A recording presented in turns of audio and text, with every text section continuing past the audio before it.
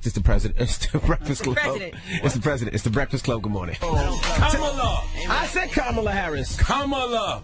You saying it wrong. Kamala Harris. Kamala Harris. Senator Kamala Harris. Oh, my goodness. Kamala Harris. Senator Kamala Harris will be joining us next hour. Well, the thing is, Senator Harris. I can't pronounce Senator Harris. I But how can't. you going to correct me like I'm wrong? You saying it wrong. No, you saying it wrong. I can't pronounce anything. We know. Well, let's But get he won't admit it. He's like, that's what I said.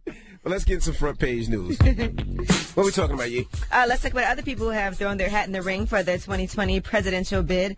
Massachusetts Senator Elizabeth Warren formally announced her presidential bid. I thought she already had announced it, but I guess this is the official formal announcement. Another person is Senator Amy Klobuchar. Am I saying that right? Klobuchar? You asking us? Yeah, I'm The same asking you people that can guys. pronounce Kamala.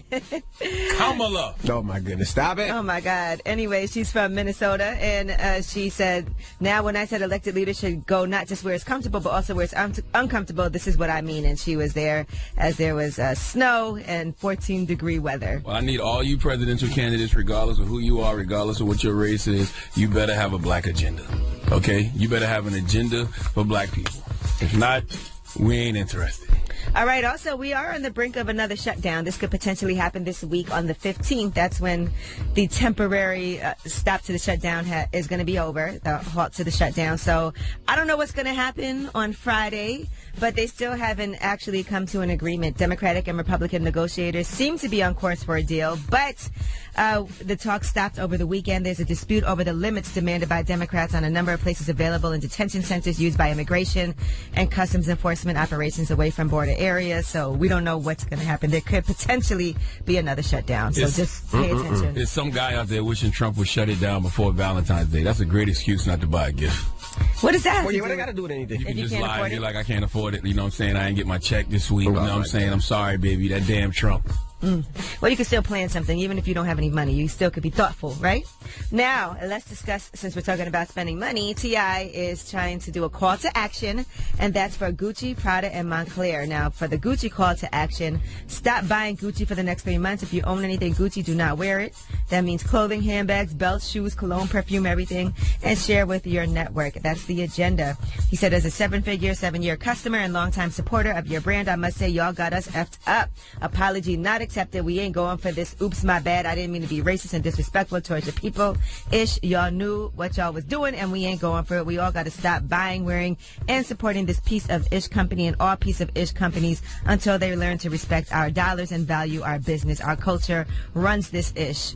I love the spirit of this protest, but it seems like a very first world problem because you can't boycott what you can't afford. The majority of people out there cannot afford Gucci. But a lot of people do. They buy Gucci belts. They buy Gucci shoes. They buy smaller things from Gucci. Absolutely. I didn't necessarily see when they showed me the sweatshirt on Friday. But now, I told you after seeing was. the pictures, I get it. And I see everything. And I out was there saying that everybody's doing. turtleneck I has told been y'all on that this site Friday. for like 6 months. I didn't see it. And so that's why I was seeing it all the time. All I thought to myself was, that turtleneck is a terrible idea because if you have on makeup, it's going to mess up everything. I But told y'all Friday that was Sambo lips. Yeah, you're right. Y'all the ones that up here talk about, I don't see nothing I didn't wrong see with it. this. Right, They but just- you're right. I mean, nobody saw anything wrong with it for the past 6 months. So it's just now being, because I know a lot of people. You know why nobody's sitting wrong? Nobody can afford nobody it. can afford to go to Gucci's website. Who goes to Gucci's website? I don't. I look on the website. Well, you got money.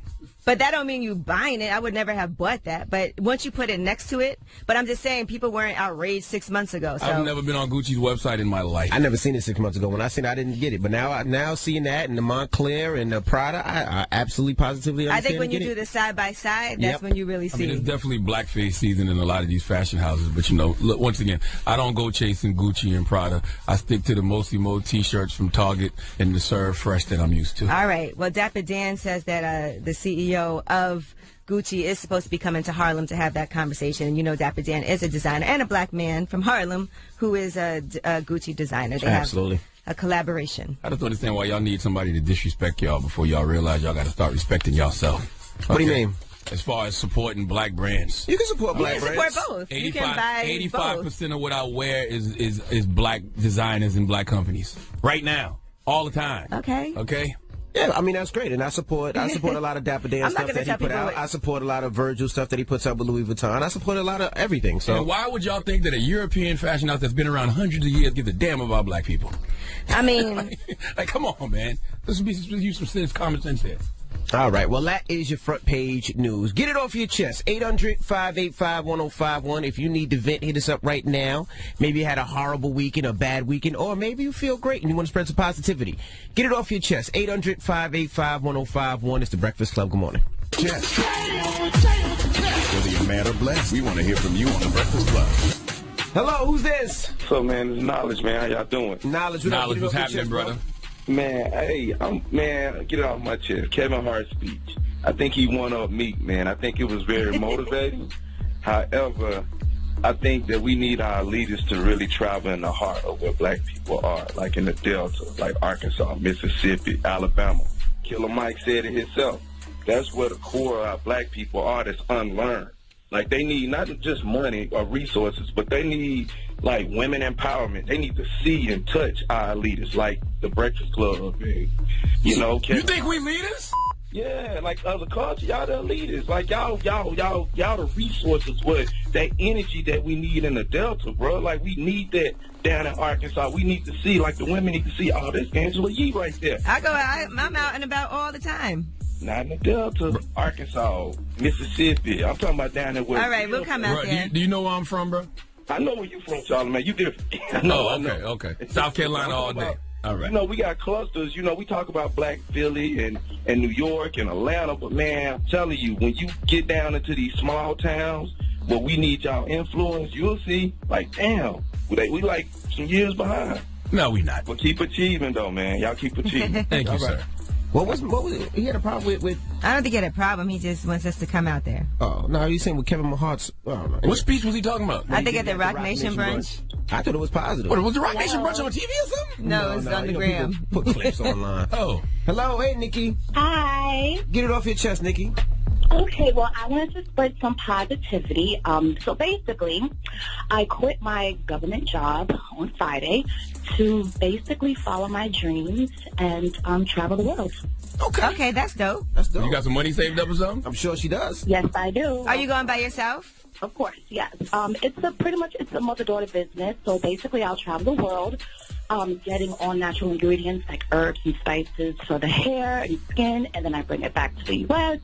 I take it to my manufacturer for testing, and then we put out a hair care line and a skin care line, and I blog as well when I go to these countries. Well, what's the name of the blog? Yeah, let's take a look at it. I want to see your travel blog. Okay, so I'm working on that. It's not up and running yet, but it will be. So I will be calling you back in a couple of months. Okay. But yeah, so I just wanted to just spread that positive. Well, good luck. Thank you. All right, thank you guys. Thank you.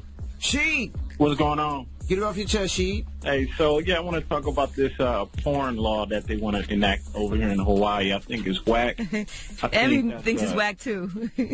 Yeah, it's like, that's like an Asian country thing where you can't even access porn sites. I'm like, and then they talking about sending the money to the drug or sex trafficking. There's no sex trafficking problem over in Hawaii. That's terrible. I think it's straight corny. Well, it's only $20 a one-time fee to be able to access everything.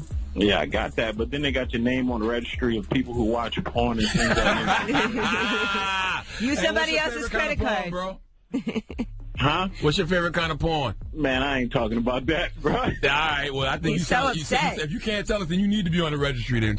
Maybe you should use someone else's credit card. You got to monitor your ass. Well, go get a gift card, man. Yo, it's cool, but yeah, I listen to y'all when I can on the podcast, so y'all keep doing what y'all doing. All right, well, you can't watch porn, so you just got to listen to us. You got to pay for it.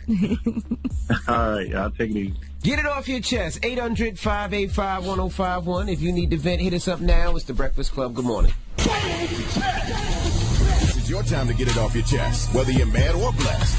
So you better have the same energy. We want to hear from you on The Breakfast Club. Tia, good morning, Tia. It's Kia. Hi, good morning. Hey, Kia. We can't pronounce nothing that starts with K this morning. We're still trying to figure out Kamala.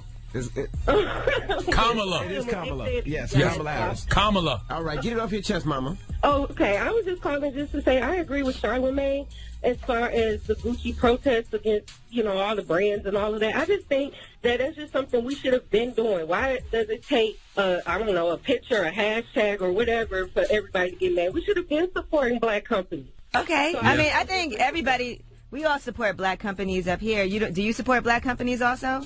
Yes, I do. Okay. We definitely You don't. can own Gucci and still own other brands. Yeah, but we definitely don't like we do those brands. I mean, we put them in our songs. We get on Instagram and say dripping. Right. Ain't nobody ever say dripping with no FUBU. Like, I just think because it's big, it costs a lot, it's expensive. That's why everybody loves it so much. I just feel like it's just fake to me. It just always seems like it's just an uproar all of a sudden. Like, why does it take that to get you to pay attention to other black brands? Even look at what Soulja Boy was saying. He had his own console, and people were trying to down him for that, but they'll buy all these other brands. But his is a black-owned company. Nobody's buying. Well, they are. And I think people support black brands. I mean, even because even think about all of us, our footwear. Charlamagne, we do. I mean, from African American College Alliance, a lot of the stuff that we wear are absolutely positively black brands. But I mix it up sometimes, and I think a lot of people do. But what they did, what Montclair did, what Prada did, that's foul. I mean, like Angela, like you said, it's been on the website for 6 months. I just feel like all of a sudden somebody pays attention to it now. Everybody just has to stop doing it. You know why? You know why? Thank you, Mama. You know why? Okay. Tax return time. People start getting tax returns back. They start going to Gucci.com and all that other stuff. Now you want to notice the turtleneck with the coolest monkey in the jungle. Is that it? Or that's something else? That was something else. That was something H&M. else. Yeah, the Sambo lips, whatever it was. B. Hey, Envy, morning. Morning. Charlamagne, morning. Morning, my brother. What's going on? Hey, I got like 3 questions real quick. I'm not going to wait for a response, but I'm going to go. Charlamagne. Yes, sir. You were just talking about black support, protesting, boycotting. That's all well and good, but you just did an NFL commercial for iHeart, I believe, for the Super Bowl. Not going to knock you. Had to get your bag. That's cool. I never claimed to be boycotting the NFL, though. Nah, you did say you was boycotting. You said you wasn't watching football. And then I said, the Cowboys was losing. And then I said I started back watching. And the reason I started back watching. But then you went and got a bag. That's something totally different. But that's an argument you can have on air. Second question. Who's arguing? Are y'all gonna play 6ix9ine music when he get out of jail? 6ix9ine's not getting out of jail no time soon, sir. By the time 6ix9ine get out of jail, we'll all be retired. Okay. Last question. Do we really, not to take anything from Cardi, congratulations to her winning, but is this more of a pandering to black people, giving her that Grammy? What do you mean? All right. Now, everything with the Grammys, the whole Kevin Hart thing, they was trying to get a black hose. No, that was the Oscars, sir. That was the Oscars. That was the Yeah. Oscars. Stand down, sir. Oh, okay. Still, it's all the same. It's all ran by the same companies. You do know that the category Cardi was in was damn near. Well, it was all black Yeah, people. best it was rap Pusha album. T. No, I think Post Malone was in that. Oh, Mac Miller was in there. Oh, wait, no, maybe not Post Malone. Let me look. It's best rap album. Oh, so they didn't put Macklemore in there before? Like, come on now. What are you Oh, no, talking you're right. about, It was Mac Miller, Nipsey Hussle, Pusha T, Travis Scott, and Cardi B. Yes. Yeah, I thought Cardi B deserved it. She had a great album. I'm not saying that she didn't. That's not what I'm saying. I'm saying, do we think that this is just something to pander to black people? Why? No, I think that if it's the best rap album. For best rap album? Majority of people in the category is Yeah, black. I don't know what you're talking The about. only- Y'all act like all black people won the rap artist category all the time at the Grammys. So I'm confused. This year, there was one white person in the category. That was Mac Miller. And we know Mac Miller, God bless the dead, his album was not going to beat Cardi B's Invasion of Or Privacy. Nipsey, yes. Like, what are we talking Even about? for best rap performance, that was for. And again, guys, I'm not questioning her ability or her talent. I'm just trying to figure out if this was just some pandering. No. I don't. Hey, Yeah. can you take a knee on Would this you have topic? thought it was pandering if Travis Scott won? That commercial you did. All right. Well, thank you very much. You Okay. have a great day. I'm Have a great confused. morning, guys. Why can't I do an NFL commercial? I can't do both? No. Oh. Yolanda, good morning. Hi, good morning, DJ Envy. How are you? I'm doing good. Get it off your chest, Mama. Okay, I'm actually blessed because the first thing I'm blessed is Charlamagne there today. Yes, baby. Why do y'all always say Because you I'm be not here late. today? You be late. I don't be here or something. You know, good morning, Charlamagne. Good morning, Angela. Good Yee. morning. Okay, first, Charlamagne, I want to say your book is amazing. Which Every one? morning I wake up, dumb shook one. Shook so one, what I okay. did, I read this every morning. Fear is holding you back. It's time to turn the tables and channel your fear to actually feel your success. So I say that to me every morning to make sure I steer fear by its face and I keep going. So thank you so much for that book because of my 3 kids. Yeah, it's actually amazing. So Thank so the so parental much. paranoia chapter probably registered with you a lot. Yes, and then my thing what really got me is when you said, "Oh, fear, your ultimate fear is still a failure," and I felt the same way because I fear being a horrible wife, I fear being a horrible parent, and I was like, "Oh my gosh, Charlamagne understands." Wow, thank you I for love appreciating this. it. Thank you. Oh no problem. My sister took my book and she kept passing it around, so now I lost my book. One of them little heifers lost my book. You may mail you another copy? I'm pissed off because of that because I have 20. Listen, he say gonna mail you another copy. You need another copy? You want me to mail you a copy? Oh, can I get a copy with the signature, please? Yes, give your information. We're going to put you on hold to give your information to Taylor or Sim, and I'll get it out to you today. Oh, great. Also, I want to say that I'm also blessed because I started a business. If you guys can follow me, it's Daily Delight. I want to actually let you guys get some because I made the best seafood platters ever. I know that's for a fact. I guarantee it. So if you guys want to, whenever you come down to Miami, please try us out. You will love it. I promise you. Okay, Mama. Thank you. Well, congratulations. Hold on, right? Daily Delight. Okay. Yeah. Hold on. Get it off your chest. 800-585-1051. If you need to vent, you can hit us up right now. Naive, we got rumors on the way? I mean, I guess we'll talk about the Grammy Award winners and the Grammys from last night. We'll hear what you have to say. There were some surprises. I want to hear what performances you liked. You want to hear what you thought about Drake's speech, Michelle Obama coming out, all of that, Alicia Keys as a host, and we'll discuss, of course, the winners. All right, we'll get into that when we come back. Keep it locked. It's The Breakfast Club. Good morning. Hey, man. What? I just want to say good morning to everybody that's listening to The Breakfast Club who woke up this morning still mad that they couldn't get in the Rock Nation brunch this weekend. I just want to say good morning. They said there was a lot of people that couldn't get in that it's brunch. Okay, man. To all the artists and journalists who couldn't get in the Rock Nation like that. brunch. You know what? Man. Next year somebody should do a party for the people that couldn't get into the brunch. That party will be because it should be right near it, and then whoever couldn't get in just come there, and that party would be lit. Nice little consolation prize. Right. Come to this party. Hey, it ain't a brunch, but they got snacks. You know what I'm saying? And then I know Duce did the Rock Nation brunch, and they should have like Hennessy or Remy do the other one. They could. That's so foul. Because there's a lot of people that, couldn't get in that's popping. They could just go to that. Y'all really take the Rock Nation brunch very, very, very serious. They do. People do. We should do the Not Nation brunch. Right there, right next door. Right next door. All right, well, let's get to the rumors. Let's talk the Grammys. It's about time. What's going on? Rumor report. This is the Rumor Report with Angela Yee on The Breakfast Club. Yes, Grammy talk. So let's talk about some of the big winners for the night. Now, Record of the Year went to Childish Gambino and Song of the Year, and that's for This Is America. Also, for Best Rap Album, that was Cardi B. She won for that one. Best Rap Performances was King's Dead. That's Kendrick, J-Rock, Future, and James Blake. Best Rap Song Performance was Childish Gambino again. This Is America. Best Rap Song was Drake with God's Plan. There were some surprises throughout the night, but also shout out to her. She won for Best R&B Performance. Her and Daniel Caesar, which, by the way, that was one of my favorite songs of the year. Best Part. Also, let's see. Best R&B Song went to LMA for Buddha. Everything Is Love. The Carters won for Best Urban Contemporary Album. Best R&B Album went to her. Yet again, Producer of the Year went to Pharrell. Best Music Video, Childish Gambino. He cleaned up. Best Reggae Album went to Sting and Shaggy. Shaggy and Sting. I seen Shaggy with an award. Congratulations. Dave Chappelle won for Best Comedy Album also. And Quincy won for Best Music Film. I'm not a big reggae guy, but who else was in that category? Do we know? Yeah, hold on. I'll tell you. For Best Reggae Album... no, don't worry about it. I just want to make sure. Ziggy Marley. Okay.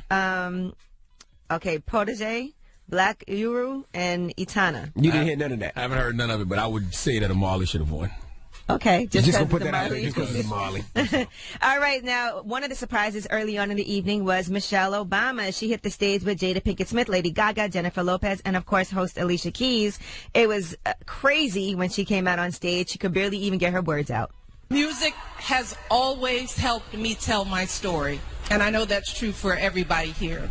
Whether we like country or rap or rock, music helps us share ourselves, our dignity and sorrows, our hopes and joys. It allows us to hear one another. Music shows us that all of it matters. Every story within every voice, every note within every song. Is that right, ladies? Yes. Yes. I wonder what they told Michelle Obama to have her come out there and share a stage with three other people. Not that those, what you mean? Not that those Powerful other people women aren't worthy, but it's still Michelle Obama. Yeah. Like, you saw when she spoke, she barely could talk because everybody was yelling. It's exciting. We miss her. I had a bunch of powerful women on there. Yeah, but why not just her is what I'm saying. I don't know. Maybe she wanted to make a statement coming out with these other women. Showing unity. Yeah, show some unity. I think it's dope. Now, Childish Gambino made history by winning for Song of the Year for This Is America. That's the first time ever that a rap song took home that award.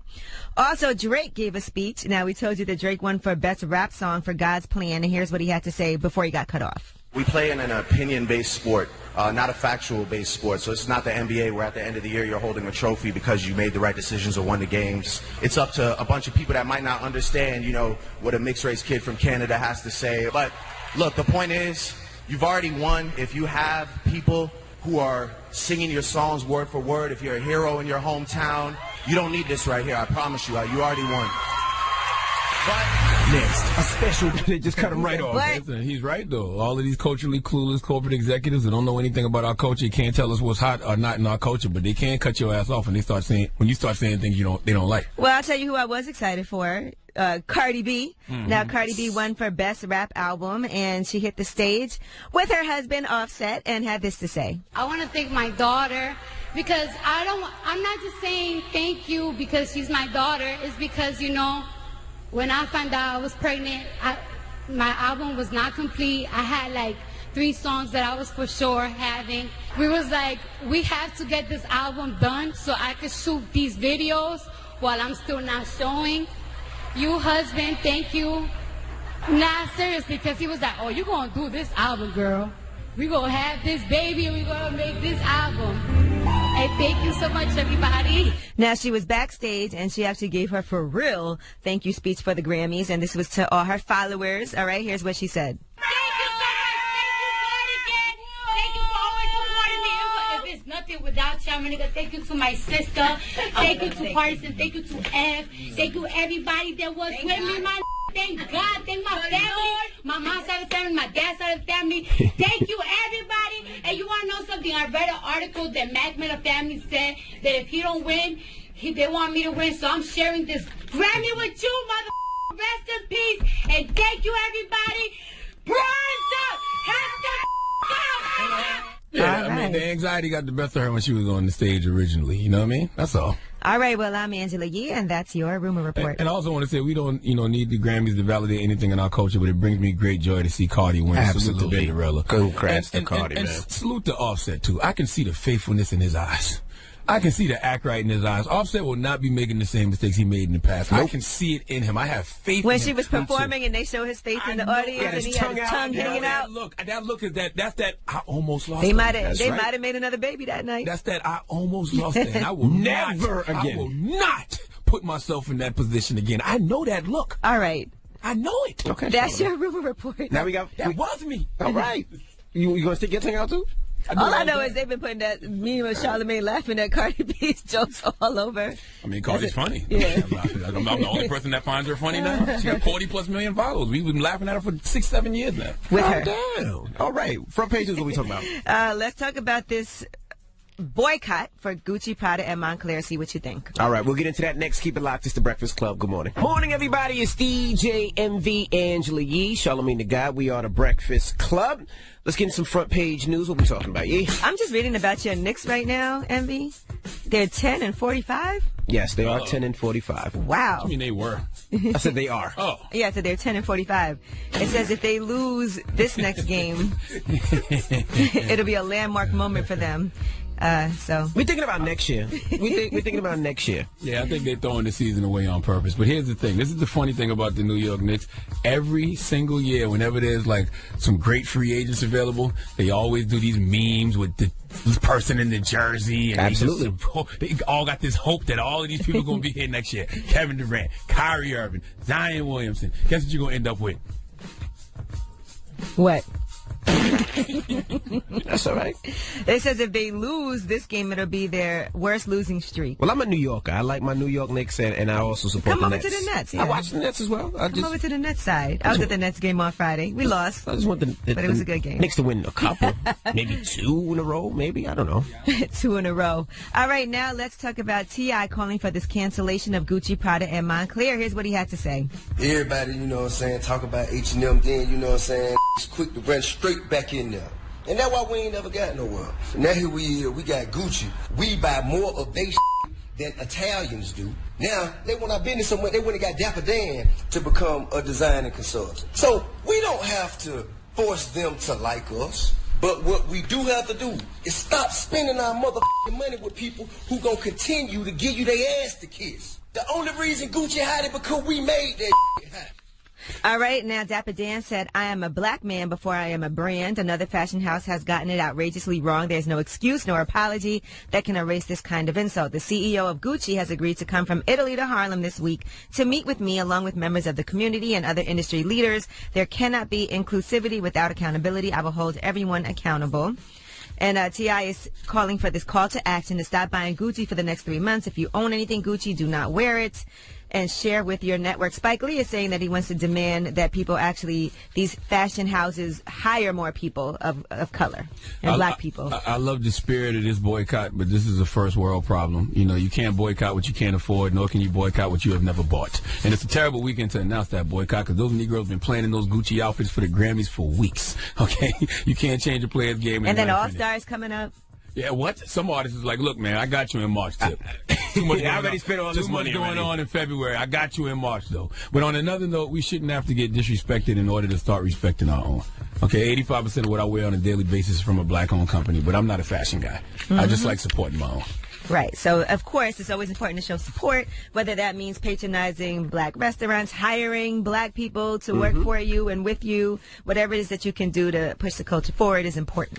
And has anybody stopped to think what Gucci Man feels about all of this? I saw a lot of people posting that. Is he supposed to change his name? Yeah, what is Gucci supposed to do? He just got to calm down for 3 months and he'll be back. For 3 months? Gucci Man for 3 months? No, good. He got to change his name to Fendi. Oh, there's already a Fendi. There's a Fendi, too? What is...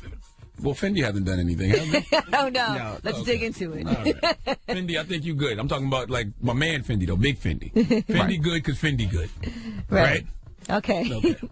All right. Now, there might be a shutdown on the way again on Friday. So if the Democrats and the Republicans can't negotiate and come to some type of agreement for a deal to fund the government and boost border security, then it's possible that there might be a shutdown yet again. So keep your eye on that. Donald Trump tweeted out, I don't think the Dems on the border committee are being allowed by their leaders to make a deal. They are offering very little money for the desperately needed border wall and now, out of the blue, want a cap on convicted violent felons to be held in detention. It was a very bad week for the Democrats with the great economic numbers, the Virginia disaster, and the State of the Union address. Now with the terrible offers being made by them to the border committee, I actually believe they want a shutdown. They want a new subject.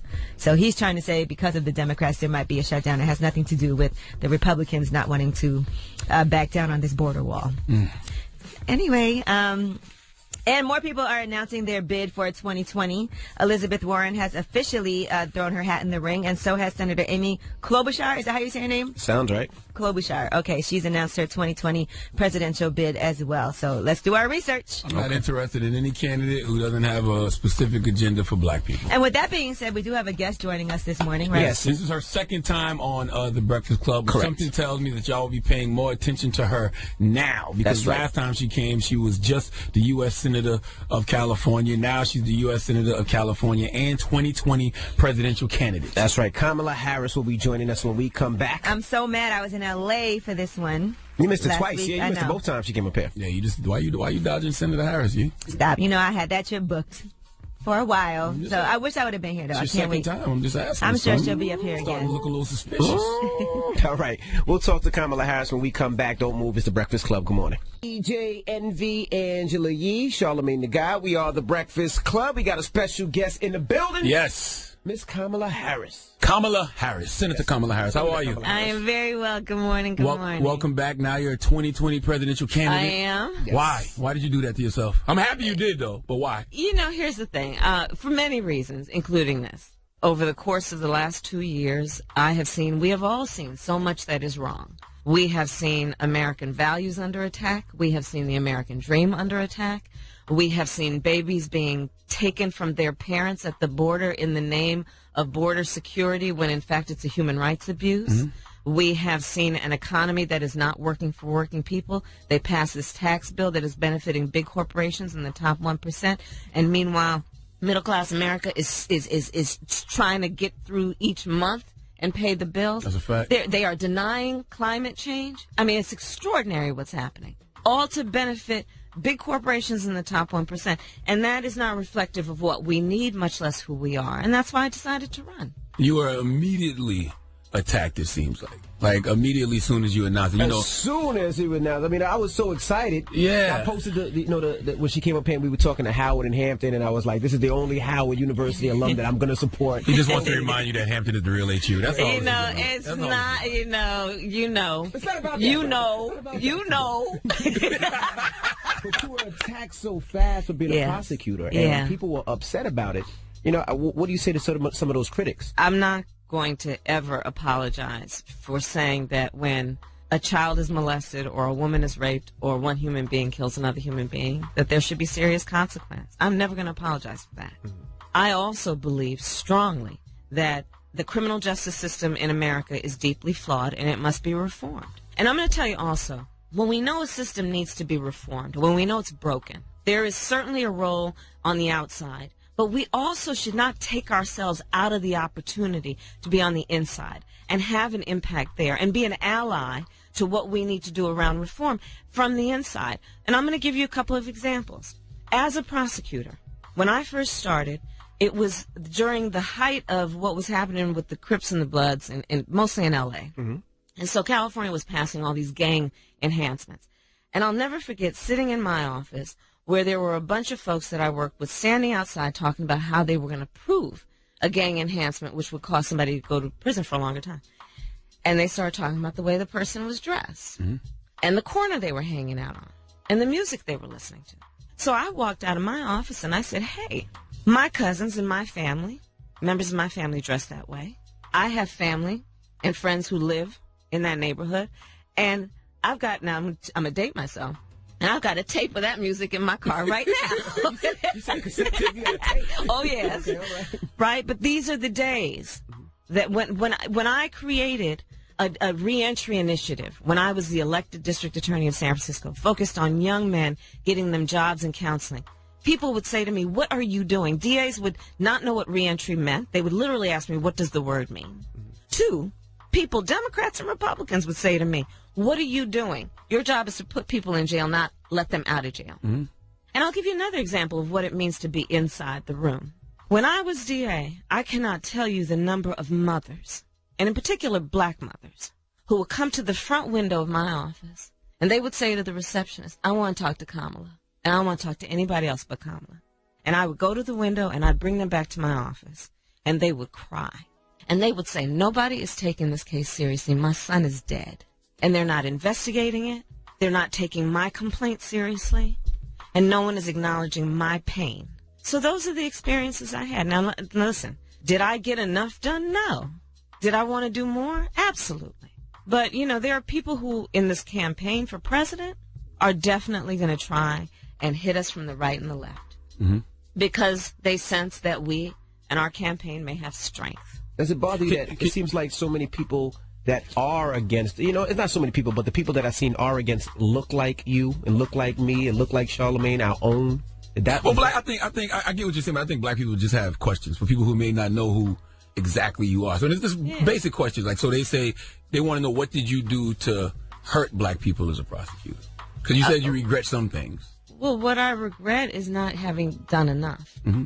If I had been there longer, if I had had more in terms of bandwidth, I would have done more around creating initiatives, for example, in the juvenile justice system. That was something that was always on my agenda to focus on. I didn't get to that. Mm-hmm. But I will say this, that I know also that the reentry initiatives that I created were a model. Well, back when I did it, folks weren't doing it. There were very few. And you can talk to a lot of elected black prosecutors today in cities around the country who will say that what I did gave them the inspiration or provided a model for what could be done by a prosecutor, having the power to make the decision instead of asking somebody for permission. Mm-hmm. And I'll also say this. Look at my record in terms of being in the United States Senate. It has been a record of, I am proposing that we reform America's bail system, the money bail system, and get rid of money bail. Because I know that people are sitting in jail every day in America because they can't afford to pay the $20,000 to get out while they're waiting trial. Meanwhile, the same person who committed the same kind of crime gets out if they've got the money. That's a criminal justice issue. That's an economic justice issue. Let me tell you what I will do when I am elected president of the United States. I will put in place an attorney general who, instead of what's happening now, which is that they are shutting down pattern and practice investigations, investigations into police departments around this country that have a proven record of discrimination and racism, they're shutting those down. Those need to be reinvigorated. Consent decrees, which is looking at how we need to monitor what is happening around proven racism and discrimination in the criminal justice system. For whatever reason, they think a black person should never lock up other black and brown people. Yeah, but here's how I feel about that, Charlamagne. Are you saying that if a child is molested, if a woman is raped, if somebody is shot down and killed, no, they should go to jail. Well, Okay, that's right. Absolutely. And let's not buy into the myth that black folks don't want law enforcement. We do. We don't want excessive force. Mm-hmm. We don't want racial profiling. But certainly, if somebody burglarizes my house, I'm going to call the police. They don't even got to go that far. If I see him sitting in the cul-de-sac too long, I'm calling. 911, what's your emergency? Right. But all of that being said, there is no question that this system is deeply flawed, that there is systemic racism in the system. We have a problem with mass incarceration, in particular black and brown men. There is no question that no mother or father in America should have to sit down when their son turns 12 and start having the talk with that child about how he may be stopped, arrested, or killed because of the color of his skin. Mm-hmm. There is no question. You're right. I hear everything you're saying. I understand what you're saying, but some people, it'll go over their head. So I want to address some of these memes. Okay. Because this is how I see the false information getting out. There's a meme that says Kamala Harris broke the state record for incarcerating black males. Well, that's just not true. The bottom line, Charlamagne, is that my role in the work that I have done has always been about representing the people. Mm-hmm. And as a prosecutor, it was about what we need to do to correct the system. And I stand by that record. Yeah, another meme says, Kamala Harris is not African-American. Her parents were immigrants from India and Jamaica, and she was raised in Canada, not the United States. And it said, fact. Uh-huh. That's what the meme said. So I was born in Oakland. Yeah. and raised in the United States, except for the years that I was in high school in Montreal, Canada. And look, this is the same thing they did to Barack. Yes. This is not new to us. And so I think that we know what they're trying to do. They're trying to do what has been happening over the last 2 years, which is powerful voices trying to sow hate and division among us. Mm-hmm. And so we need to recognize when we're being played. I'm glad you mentioned Barack, because a lot of black people question if Barack was black enough. I see them doing the same thing to you. So what do you say to the people questioning the legitimacy of your blackness? I think they don't understand who black people are. Mm.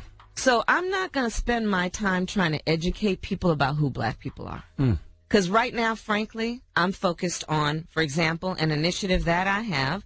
It's called the LIFT Act, that is about lifting folks out of poverty. In the United States today, almost the majority of American families who are making under $100,000 a year as a family are a $400 unexpected emergency away from what could be disaster. Wow. Which is why I'm proposing that there be a $6,000 tax credit that they can collect at $500 a month, recognizing $500 a month makes all the difference between being able to get through that month without worrying, much less catastrophe.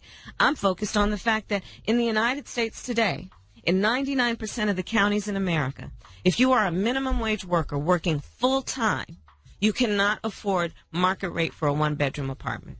Those are the things I'm focused on. All right, we have more with Kamala Harris when we come back. She's running for president in 2020, so don't move. It's the Breakfast Club. Good morning. Morning, everybody. It's DJ NV, Angela Yee, Charlamagne the Guy. We are the Breakfast Club. We have Senator Kamala Harris in the building. She's running for president for 2020. You know, I do a lot with real estate, and I notice a lot of black people can't afford. They can't get a loan. It's very difficult. It's almost impossible to get a small business loan. How can we help black people and minorities get more loans and get housing and not have to rent apartments for 40 years and actually own something? That's right. Well, so for example, on the rent piece, my proposal is about reforming the tax code of this country. And by doing that, we know that we will lift 60% of black households out of poverty with this initiative. Mm-hmm. When you look at the issue of rent, what I am proposing is that we also recognize that if people are paying over 30% of their income in rent plus utilities, they should get a tax credit. Mm-hmm. Because to your very point, folks are struggling to pay the rent or pay the mortgage. Mm-hmm. So specifically then, when I'm elected president, part of it will be what we need to do around the housing and urban development, HUD. I love how you spoke that into fruition, too. So Absolutely. When I'm elected president. I intend on winning. Absolutely. I just want to be really clear about that. But on HUD, so part of what we have gotten away from is understanding that folks, again, need a lift up, right? And it's not a handout. It's just giving folks a hand. Right. And so that's about what we do, not only about credits in terms of, Section 8 housing and all that, but what we do to create incentives for home ownership. And that's something that's very much part of my agenda. With Barack Obama, when he was in office, a lot of African-American people felt like he didn't do anything for black people. Yeah. They felt like he did everything for, the LGBT community. He did things for, Spanish community, Latinos, but nothing for African-Americans. Yeah, so do you have an agenda for black voters? Of course I do, but I also want to stand up for Barack Obama on that because, first of all, none of us can do enough, and we all know that. As leaders, we can never do enough. It's important to acknowledge that. But let's also give people credit for what they've accomplished. I was just meeting with the presidents and chancellors of HBCUs, and we were talking about how under the Obama administration, for example, they extended Pell Grants, which our kids really rely on to get them through school, and extended it so it wouldn't just be for the school year, but through the summer. We can talk about what under President Obama happened in the Holder Justice Department around getting rid of the mandatory minimums, and in particular the crack and powder cocaine disparities, and also those investigations, pattern and practice investigations, and so much. So, and a continuation of that would be part of my agenda. The black agenda has to include HBCUs, and looking at the historical fact that when the federal government gives attention to HBCUs, we end up having a profound impact on black people in America. I think the numbers are something like almost 60% of black professionals in America have come from HBCUs, either in undergrad or graduate school. So that is part of it. Part of it is what I was describing about focusing on families that are making less than $100,000 a year. Part of it is focusing on what we need to do around reform of the criminal justice system, understanding that the mass incarceration policies of this country have led to black and brown men in particular being incarcerated at ridiculous rates, proportionate to their representation and proportionate to the fact that when you look at similarly situated other people, they're not getting arrested and prosecuted and sentenced to the same kinds of numbers. There's what we need to do around also dealing with public health matters. One of my initiatives in a bill I have is around maternal mortality. Black women are dying at 3 to 4 times a higher rate in connection with childbirth in America. This is not an issue of the educational level of these women. It's not an issue of their socioeconomic situation, right? Look at Serena. It is literally about racial bias in the healthcare delivery system. And so I have an initiative that is, and it's a bill, that says that, one, we need to train medical schools and doctors on how to take black women seriously when they walk through that hospital door and talk about their illness and take them seriously and not reject their complaints or think of them as hysterical. Where do you stand on some form of reparations for black people? Did you see Mayor de Blasio saying the marijuana economy could be a form of reparations? Marianne Williamson says black people should get $100 billion in slavery reparations. Like, where do you stand on it? Well, look, I think that we have got to address that. Again, it's back to the inequities. America has a history of 200 years of slavery. We had Jim Crow.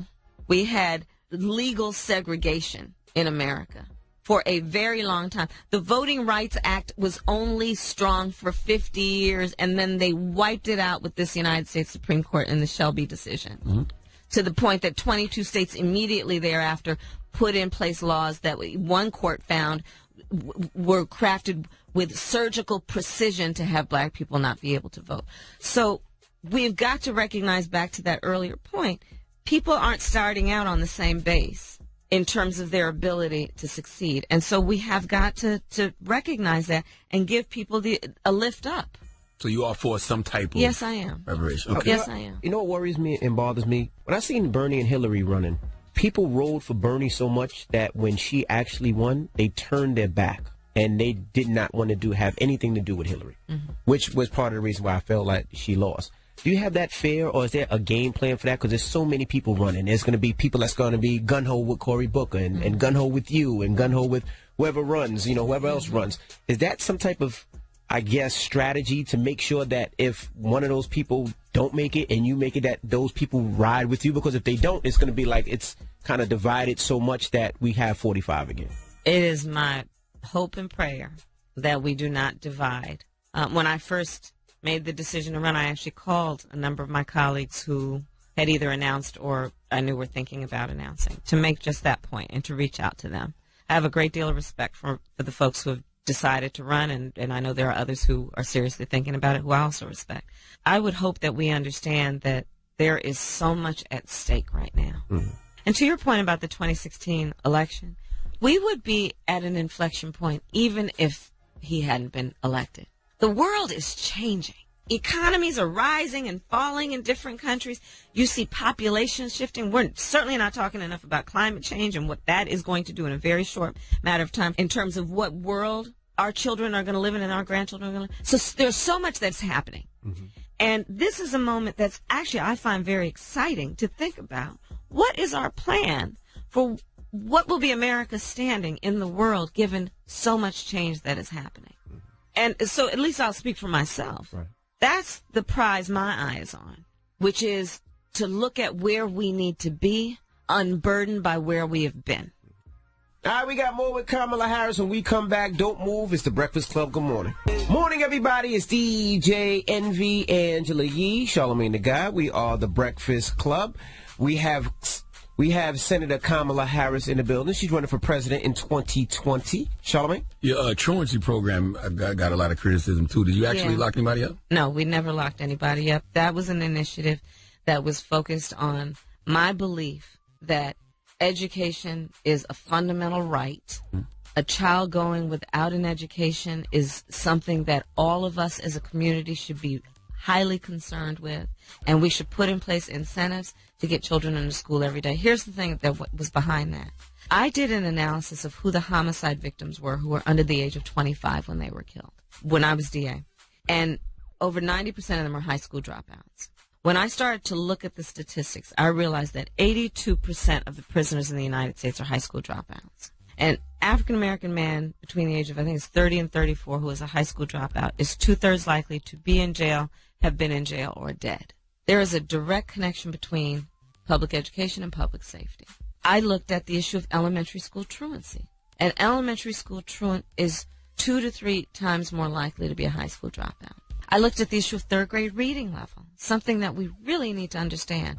If by the end of third grade a child is not at third grade reading level, they literally drop off. Because before third grade, a child is learning how to read. Then comprehension kicks in, and they're reading to learn.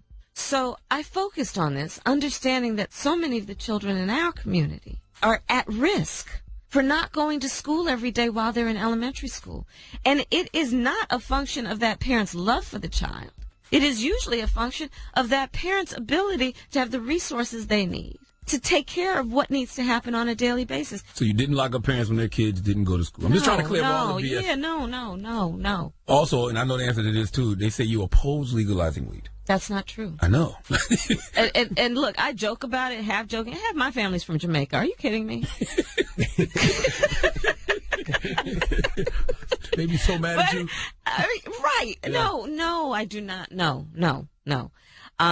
I have had concerns, which I think first of all, let me just make the statement very clear. I believe we need to legalize marijuana.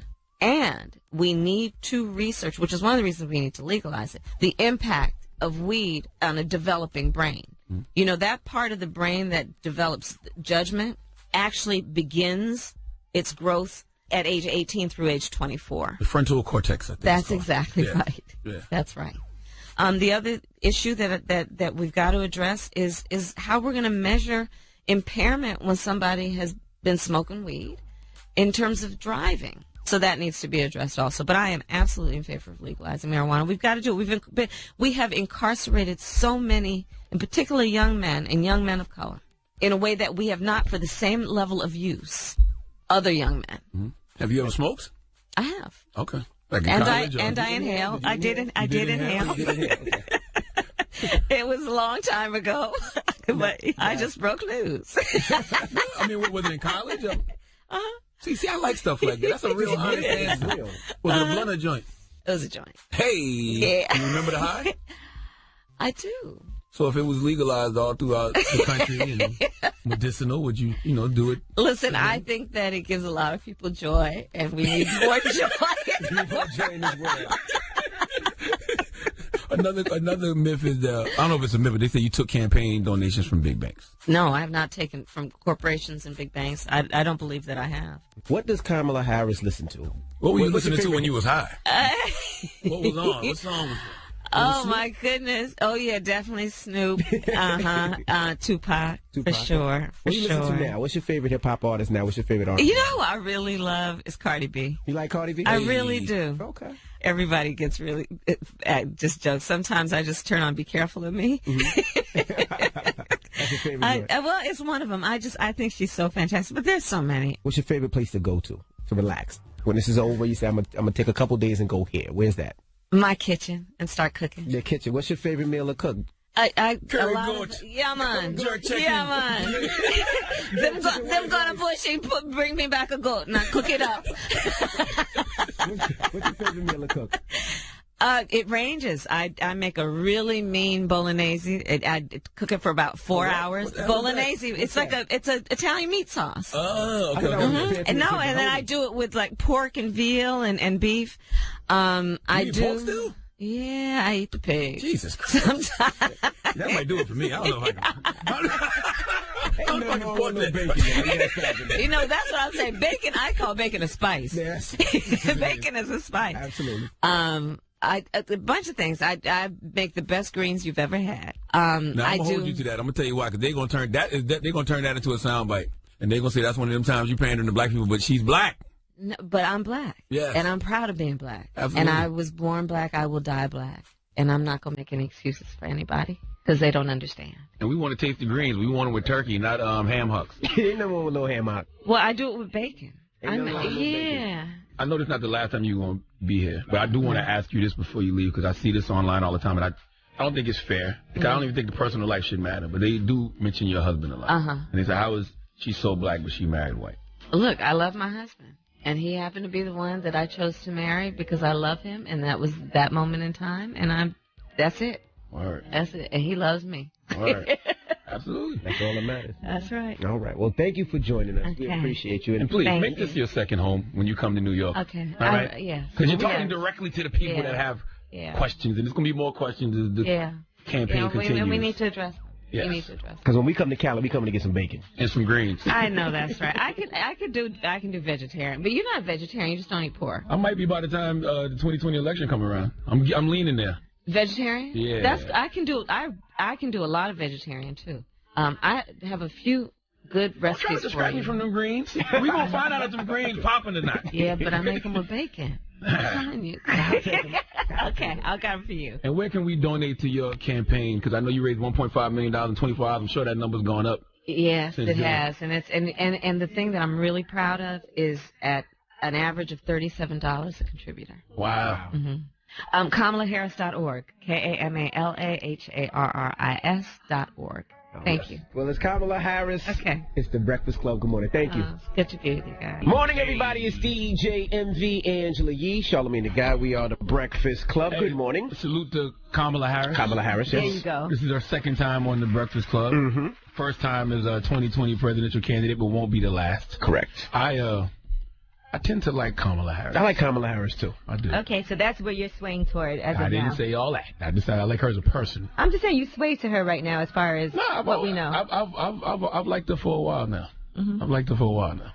All right. Well, let's get to these rumors. Let's talk Tory Lanez. She's spilling the tea. This is the Rumor Report with Angela Yee on the Breakfast Club. All right. Well, Tory Lanez, he is welcoming the competition with these freestyle rap battles that he's been doing.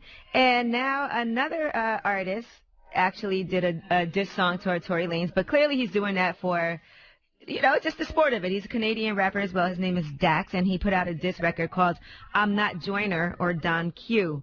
And it's clearly a Tory Lanez. I mean, the whole thing is him going at Tory Lanez, but it's not personal. In case you haven't heard it, here's a snippet.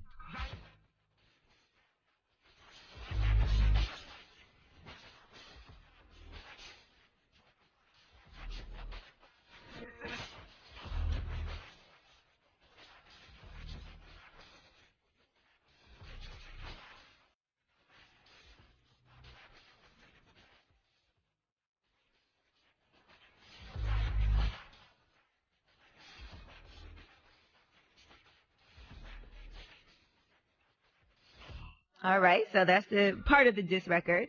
Now, there's also some messages between the two of them. Now, Tory Lanez posted it. He said, brother, I don't know what your tactic is, but I'm telling you now, I don't know you, and I'm not in the mood for none of this ish. Not everything is going to end with a rap battle. Just do what you do, and I'm going to do what I do, because you go saying the wrong ish about me. We not going to be rapping at each other. And Dax responded, oh, damn, it was just for fun, Brody. LOL, nothing even personal.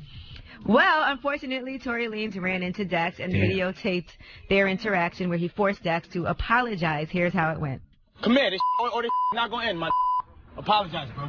Oh, you know what's going on. Apologize, my. I got you, bro. Apologize. I got you, man. Say sorry. My bad for the Say sorry. Sorry, G. All right, bet. I got you, G. Wow. Why is Tory Lanez so aggressive? No. So aggressive and angry. Song. I thought he told all the rappers. He kind of opened the doors for it. If you think you're nice, give me some bars. The guy gave him some bars. I think he only wanted certain rappers. He only wanted certain rappers to come at him. I didn't hear the dude Dax say anything disrespectful. Wasn't no SMD talk. Wasn't no F your mama talk. Like what Tory get so aggressive for? And he even said it wasn't personal. He just was trying to throw his hat in the ring and jump in as well. I want in on this action, Tory. Well, he got in on the action. Jesus. I thought that's what he wanted. All right, Wendy Williams, according to Page 6, things are unraveling, and a lot of that is because of her allegedly abusive. Now, she promised a better Wendy in 2019 after last year. She was having all kinds of issues where she was slurring, repeating words. And according to sources close to her, they said she's been acting erratically at work for the last few years, and things had gotten worse in the recent months. Well, according to what sources close to her are saying, they're saying that she's just been having a really hard time, and it's really her husband that's been behind the issues. They said that he would scream at the interns, and this is something that's been going on for quite some time, since 2008. That's been an issue, and, you know, they do say that he was physically abusive toward her as well. In one instance, they say that he stormed into the studio, demanded that other employees leave, and openly physically abused Wendy Williams, pinning her against the wall with his hand around her neck, choking her, while repeatedly pounding his fist into the wall directly by her head. The case for that was settled in October 22nd, 2008. According to a former radio employee, they said they're not your typical couple. They're not a couple where you think there is love there. It's very toxic. So not sure what's going on, but hopefully they get it together. According to one former TV producer, they said at one point Wendy Williams became very vegan-esque. Kevin would berate her if she ate something that was not on their eating plan. He would scream, "Don't be a fat ass." And so there's a bunch of different stories from sources close to the couple and people that have worked with them. There's a quote from Charlamagne in this article what's that as quote? well. What did that quote say? It says, "I don't F with Kevin. I think he's a terrible human being. I would just tell you that I hope Wendy Williams wakes up before one day she doesn't wake up." End quote. End quote. Yes. So that was Charlamagne's response as someone who worked with them. Have you seen things? I don't F with Kevin Hunter.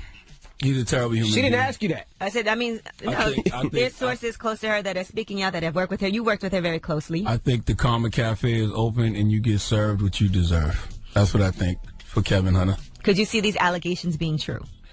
I don't F with Kevin Hunter. He's a terrible human being. That's all I'm saying. That's all you got? Man, I hope Wendy Williams wakes up before she doesn't wake up. So that's your... This is the rumor report. We need something exclusive. Kevin Hunter. I think he's a terrible human being. Have you seen anything from your own eyes? You worked there. I don't F with Kevin Hunter. I think he's a terrible human being. And I hope Wendy Williams wakes up before she doesn't wake up. You sound like a recording. I see you, Kevin. I know what you did last summer, too. Salute to... Is this a scary movie? Salute to Danny Astoria. Salute to Philip Jordan, a.k.a. Phil Gates. Salute to Nikki. What else? You say something else. Who are these people? I know what you did last summer. This is scary. I don't F with you, bro.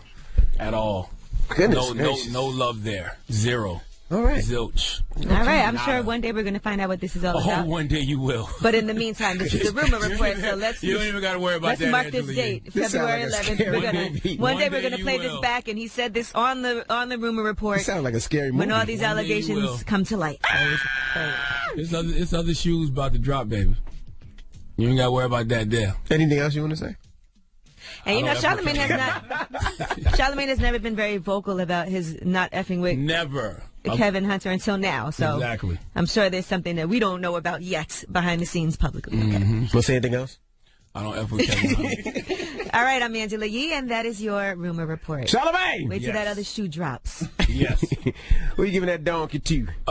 We need all those brands that disrespected us this weekend with the blackface to come to the front of the congregation. We'd like to have a word with them. All right, we'll get into that next. Keep it locked. It's the Breakfast Club. Good morning. I've been called a lot in my 23 years, but Donkey of the Day is a new one. Yes, Donkey of the Day for Monday, February 11th goes to Gucci, Prada, Moncler, and whatever other fashion brand decided that blackface would be the fashion trend for this season. Now listen, for the last time, white people, blackface is a no-go.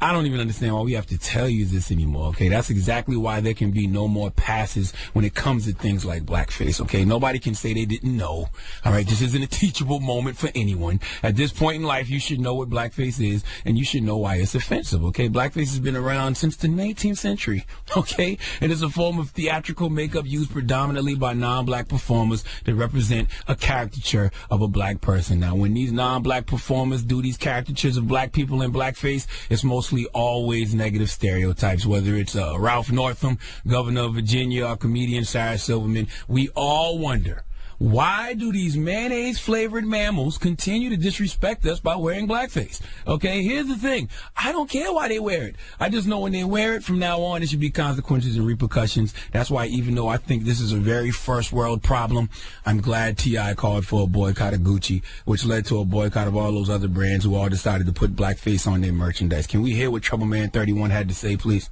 Everybody, you know what I'm saying, talk about H&M, then, you know what I'm saying, it's quick to run straight back in there. And that's why we ain't never got nowhere. Now here we got Gucci. We buy more of their than Italians do. Now, they went out business somewhere, they went and got Dapper Dan to become a designer consultant. So we don't have to force them to like us. But what we do have to do is stop spending our motherfucking money with people who gonna continue to give you their ass to kiss. The only reason Gucci had it because we made that hot. Jesus Christ. Dropping the clues bombs for Troubleman 31. TIP. I love the spirit of this boycott. Okay, I think that black people have to start teaching people how to treat us, because they don't play with other groups like that. They don't play with Asians. They don't play with Jewish people. They don't play with LGBT. And if they even think about playing with those groups, it is severe consequences and repercussions. We have to start hitting them where it hurts, and where it hurts is their pockets. Okay, I know boycotting Gucci is a first world problem, and a lot of y'all can't boycott what you can't afford or never bought. But the idea of this is exactly how we need to be moving when it comes to anyone who disrespects us and our ancestry, okay? Now, T.I. put up a call to action. It's 3 of these things that he wants us to do. He wants us to stop buying Gucci for the next 3 months. If you own anything Gucci, don't wear it. 3, share it with your social network. Once again, for me, I can't boycott what I don't buy, nor can I boycott what I can't afford. But I like the spirit of this. Okay, I'm with y'all in spirit. I know this seems like nothing. I know it seems very trivial, but a lot of great movements throughout history have started with something trivial. Okay, I'm literally rereading the autobiography of Malcolm X right now. And he is talking about the Montgomery bus boycott when Rosa Parks refused to move. He said, compared to the murders, rapes, lynchings that went on in the South, her not moving out of her seat seemed like something light, but it sparked a greater movement. And that's what I potentially see happening right now. Okay, this is the time for us to, 1, start teaching people how to treat us. 2, start learning the value of our dollar and our spending power. And 3, start respecting our own. We shouldn't have to get disrespected in order to start respecting our own. Now, I'm not the fashion guy at all. Okay, anyone who knows me knows that I don't go chasing Gucci. I stick to the Target, Goodfella, and graphic tees that I'm used to. But 85% of what I wear on a daily basis is black-owned with black designers. Okay, on my Instagram, y'all can follow me, See the God, CTHAGOD. On my IG, I post pictures all the time, and I say I'm having a great shirt day or a great hoodie day. When I do that, it's intentional. Okay, those companies I tag in those posts are black-owned. Right now, I am currently wearing 2 of my favorite black brands. My shirt is Serve Fresh. That's black. My jeans are Art Meets Chaos. That's black. My coat is Goose Country. That's black. Okay? Not just the color. The company is owned and by black people, and it's designed by black people. Once again, we shouldn't have to be disrespected in order to start respecting our own. Okay? To me, everything I'm wearing right now is more valuable than Gucci or any of those other luxury brands, because it's for us, by us. I don't know why you people keep buying from people who tolerate you when you could be buying from people that celebrate you, okay? Buy black, bank black, give black, black, black, black, blackity, black, black, okay? If you aren't being treated with love and respect, check your price tag. maybe you've marked yourself down. It's you who tells people what you're worth.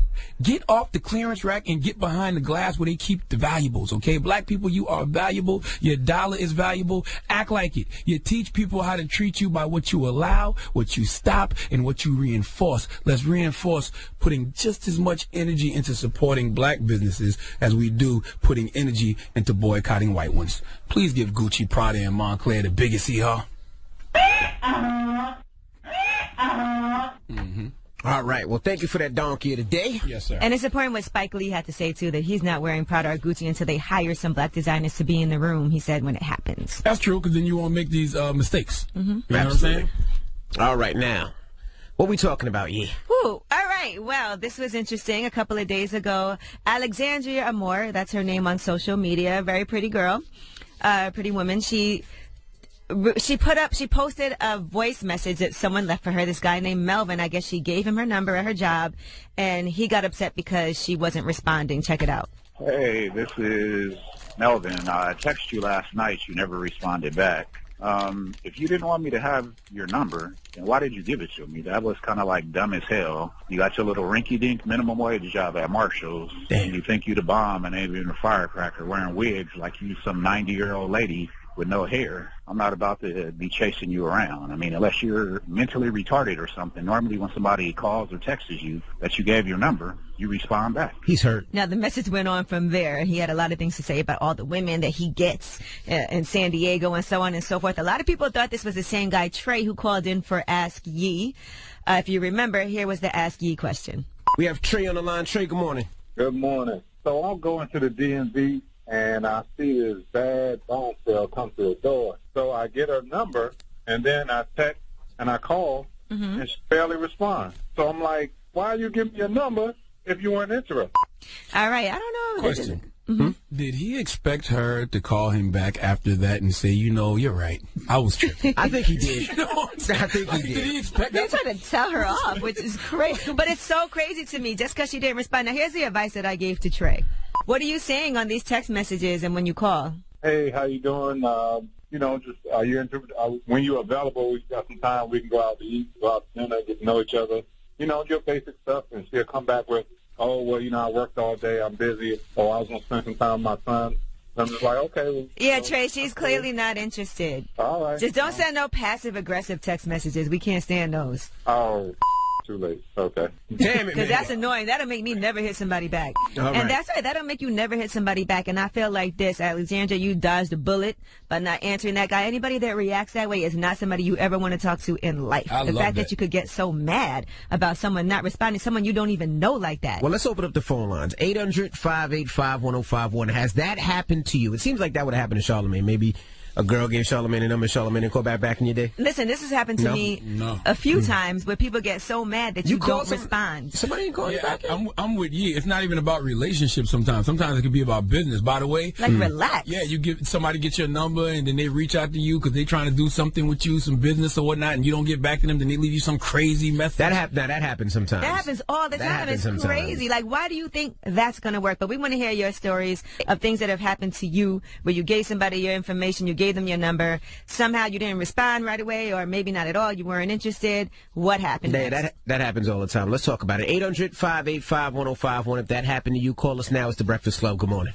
Morning, everybody. It's DJ NV, Angela Yee, Charlamagne the Guy. We are The Breakfast Club. Now, if you just joined us, we were talking about something that we seen on, what was it, on Shade Room or Ball Alert, yeah? Well, I seen it when she posted it at first because everybody was tagging me on Twitter.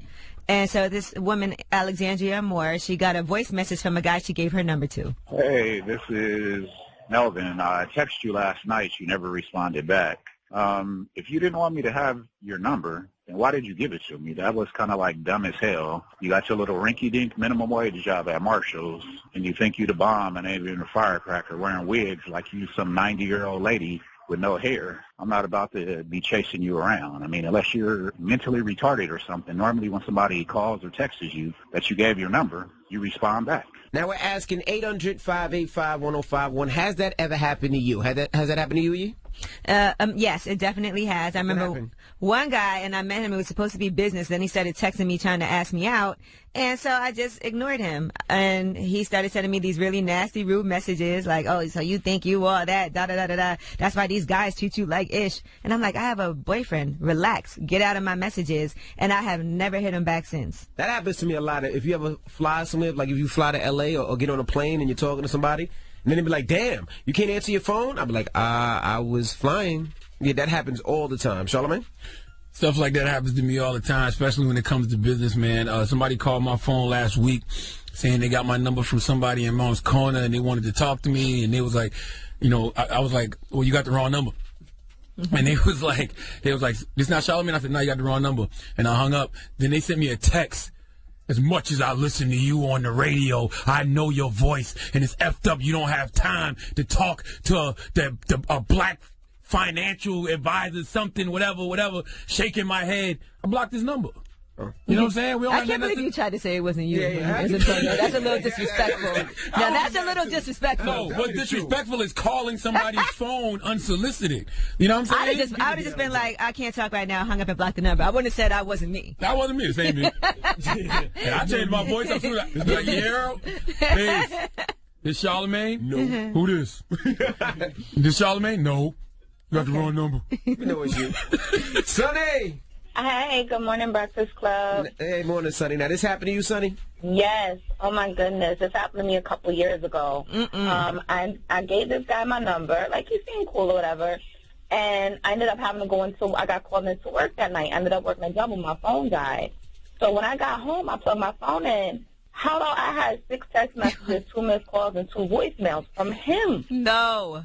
I was like, yo, what the hell? So the messages started out cool. It was, oh, good morning, how you doing, da-da-da, have a good day, beautiful. By the time that 6th message came down, it was, oh, you think you so cute, you nothing but a Megan Good knockoff, and damn, I'm not going to chase you around. I'm like, okay, somebody his feelings. So I checked the voicemail. The voicemail, the first one was a little short one. I guess he had called that morning.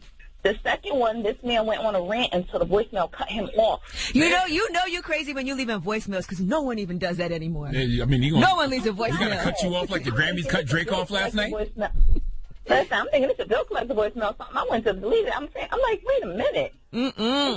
Listen. You are next level crazy when you start leaving voice messages. And I see you. She going to hear this. He said, you a fake not Megan Good. You look like Megan Good. I've been told that. Okay, baby Megan. That's the line he tried to use. I've been told that before, whatever kids and be. That's the line he tried to use. But I'm like, okay, so because I ain't answering you now, I'm a fake Megan Good. You like, plus I was at work working a double. Like, get off my D. I'm gonna tell you if you look like Megan Good now. What's your Instagram? It's Prez Funny. What is it? Prez Funny. You gotta spell it for him. P-R-E-Z. Sunny, S-O-N-N-Y. S-U-N-N-Y. Can you listen? S-O-N-N-Y. I'm sorry. Yeah. Sonny. You don't look like Megan Good. Oh, stop it. Anyway. Listen. Don't pay him no mind. This Chanel Edwards, Chanel? Yeah, like, I don't see it. Nah. I've been told it before. I don't see it at all. Yeah, you don't look like Megan Good. Nah. I'll leave her alone. All right, Sonny. Thank you. All right, Sonny. Thanks, Sonny. Yeah, I don't even know why he would say something. Nah. I have no idea why he would even remotely say such a thing. Oh, my goodness. All right. So, what's the question? We're just letting people tell their stories about things that happened to them when they didn't answer or return somebody's messages right away. Call us up right now. It's the Breakfast Club. Good morning. Morning, everybody. It's DJ NV, Angela Yee, Charlamagne the Guy. We are the Breakfast Club. Now, if you just joined us, you was talking about this voicemail that was released on social media over the weekend. Yes, Alexandria Moore is her name. She's a cute girl, too. And what happened? She didn't respond to this guy's phone calls, messages, and he got very irate. Okay, all right. Well, let's go to the phone. We got Vince on the line. Vince, good morning. Hey, good morning. Now, Vince, this happened to you? Yes, it definitely happened to me, man. I was working on an Army base doing some construction, and I guess it was this female soldier. She approached me, beautiful Native American young lady, and she was, I didn't even think she would have, accepted me. We getting off work. She, asked for my number. I give her my number. Didn't think she would never call me. 2 days later, she calls me. Okay. And she said, well, why didn't you call me? I said, I gave you my number. You didn't give me your number. She was like, well, you were supposed to try to get up with me. Excuse me? How? Yeah, I said, it's okay. Well, that's fine. You got my number now. I got a few minutes to talk. Let's talk now. She said, no. You were supposed to call me. And I was just like, I'm thinking this lady may have been, like, certifiable crazy. And I was very disappointed because this was one of the prettiest women in my life who's ever approached me. And I think this woman was cuckoo. So, yeah, needless to say, you didn't follow up. Not at all. Trey. Hey. Oh, this is Trey who called in for Ask Ye. Yeah. Trey, this isn't you that left that voice message. Well, no, I didn't leave a voice. No, that's not me. That's a totally different guy. But that just goes to show you that there's an epidemic going on right now. Oh my God! So you gonna blame the woman?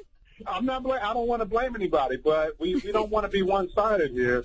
When guys play games with women, we say, hey, look, that's wrong. That's not right. But when women play games with guys, no one wants to speak up on that. How you playing a game with somebody you don't even know, though? Y'all never even went out on one date. If you're not interested, say, hey, look, I've changed my mind. I'm going back to my ex, or I don't have time right now. It sounds good, but that doesn't give you the right to go in like that. No, regardless, it doesn't. It just means you leave it alone. Yeah, but that's kind of rude to just, not say nothing. Because, Trey, you're a little crazy, man. Trey, you could just be like, okay, that was rude. I'm just not talking to her. I'm not going to hit her up no more. That's all. Left the message on the alert? He's saying it's not him. He called for Ashley, and people thought it was him. Sound very familiar. Yeah, Trey. I ain't gonna lie. Trey, code name Melvin. You sound like Melvin to me. Don't I sound much smoother than that guy? That guy sounded... No, you ain't. But, Trey, on some advice, if a woman is not interested and you can tell she's not interested because she's not responding, just leave it alone. You ain't got to leave no nasty message or a text message. Just leave it alone. Yeah, that sucker is Trey. Well, that's true. I don't leave the nasty messages. I'm a gentleman. And it's that sense of entitlement that men have over women that leads to things like sexual assault, that leads to rape, that leads to women getting hit by guys, because men have this sense of entitlement. Is that Charlamagne? No, it's not. No. Wrong number. Bye, Trey. All right, what's the moral of the story, man? The moral of the story is stop having a sense of entitlement. Don't nobody owe you nothing, okay?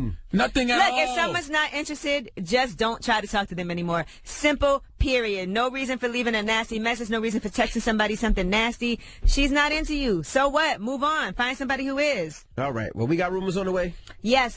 We are going to talk about the Rock Nation brunch that happened. This happens every Grammy weekend, and some people had a great time, and some people did not because they weren't invited. We got a list of people who couldn't get in, a list of people who got stuck at the gate. Really? Yes. Some people definitely left some nasty messages to Jay-Z and Beyonce. And Elliot. All right. We'll get into that next. It's the Breakfast Club. Good morning. Morning, everybody. It's DJ MV Angela Yee, Charlamagne the Guy. We are the Breakfast Club. Let's get to these rumors. Let's talk Rock Nation brunch. Listen up. It's just in. All the gossip.